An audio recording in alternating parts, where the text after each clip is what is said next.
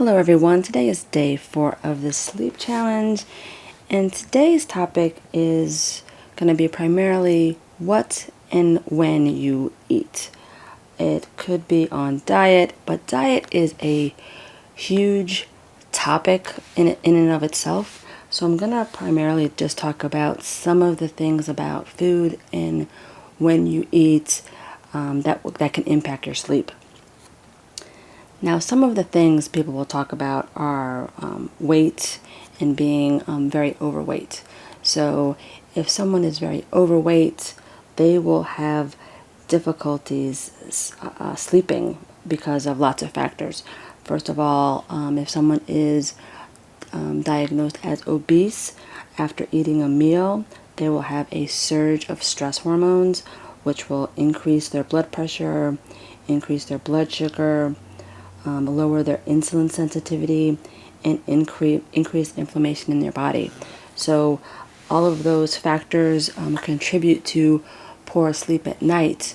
So if someone's having difficult sleeping, finding someone that can help them lose weight after first talking to your physician and finding a qualified practitioner to help you lose weight might be the best approach to help you gain the benefits of losing weight, as well as being able to sleep better. Also, sleep apnea is something that some people have, and it's sometimes associated with being overweight.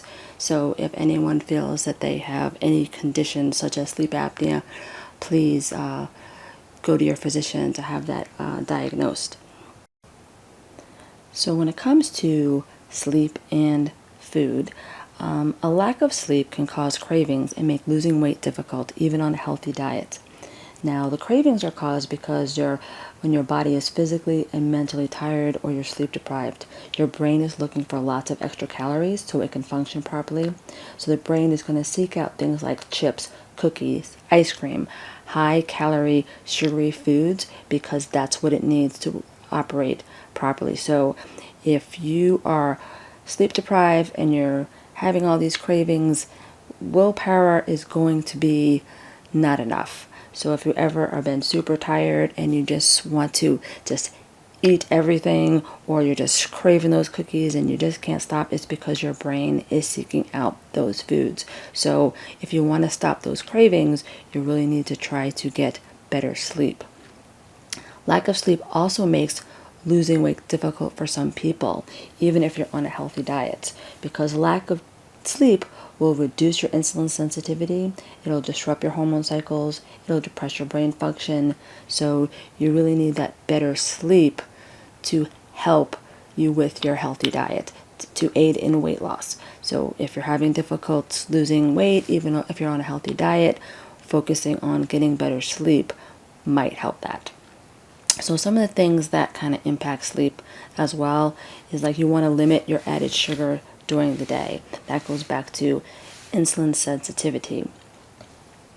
So if you have too much sugar in your diet, you are going to have problems with your insulin levels. So two things will happen. So you possibly will be gaining weight or have difficulty losing weight, and then because of your insulin and your glucose is kind of off, you will have difficult sleeping at night.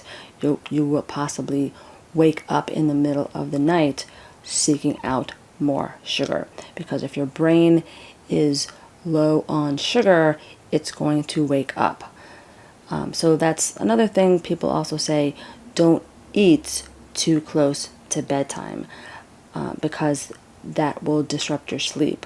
But some people will wake up in the middle of the night because they have a dip in their sugar, so they will need to eat something. So the best thing to do, if you find that you have to eat something closer to bedtime, is eat something that's very low in carbs. Like, I would suggest eating something that has more fat and protein in it closer to bedtime, and kind of don't eat the sugar. You don't want a sugar spike and then it to crash again. You want something that's going to help maintain your sugar throughout the night, but not spike it.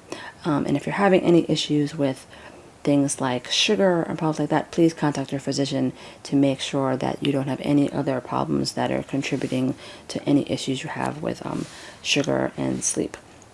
The other things you need to limit during close to bedtime is caffeine and alcohol. Alcohol, some people will drink alcohol closer to bedtime because they find it helps them go to sleep. And that's true. Alcohol possibly can help lots of people go to sleep. The problem is alcohol will disrupt the quality of your sleep, and also it wakes people up during the night. So even though it helps people go to sleep, they don't sleep as well. Research has shown that people do not sleep as well if they drink alcohol closer to going to bed. So drinking alcohol close to bedtime is kind of sabotaging good quality sleep. The other thing that you really shouldn't do, even in the evenings, but definitely not close to bedtime, is drink caffeine. Caffeine has a half-life for different people. It's somewhere between 4 to 8 hours even for some people. So if you drink caffeine at 5 o'clock, you're still going to have a lot of that caffeine in your system closer to bedtime.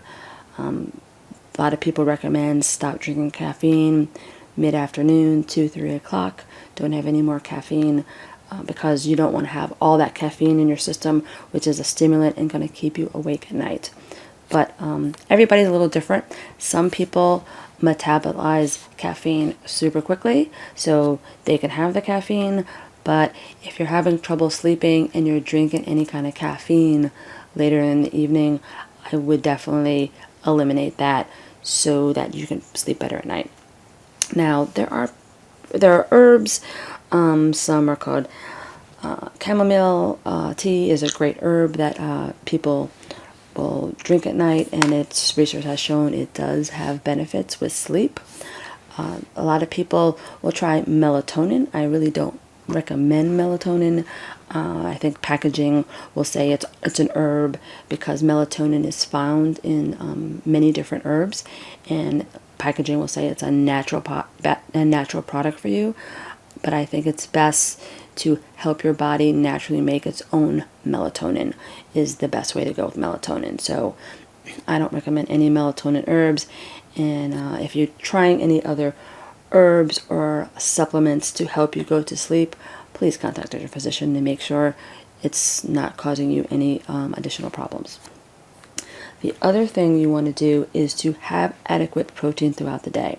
So protein will help level your insulin. And protein is an essential macronutrient for your body. It's probably one of the most essential macronutrients for your body. Most people associate protein with muscles, but having adequate protein is necessary for every bodily function in your body, down to the cellular level. Protein is critical for proper functioning of your body. So if you're not getting proper protein, you're going to have all kind of issues way beyond just sleep. So protein at adequate levels is critical to proper bodily function. It will help with weight loss, and it will also help you sleep better because it will help stabilize your sugar. So making sure you're getting adequate protein is critical. If someone does not know what adequate protein is, I suggest contacting your healthcare practitioner or a nutritionist to kind of determine what's the best protein level for you. Now, time of day is critical for eating. I think we talked a little bit about that earlier.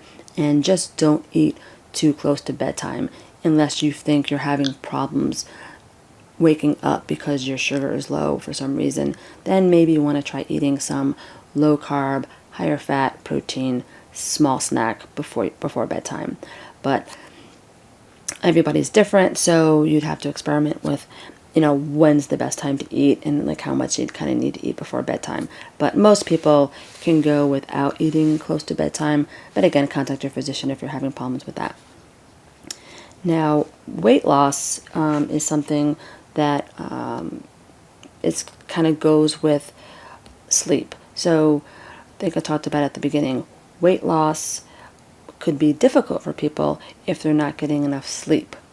And getting enough sleep helps with weight loss. So I think if you really want to work on weight loss as something that is one of your goals, you may want to make sure you're getting adequate sleep.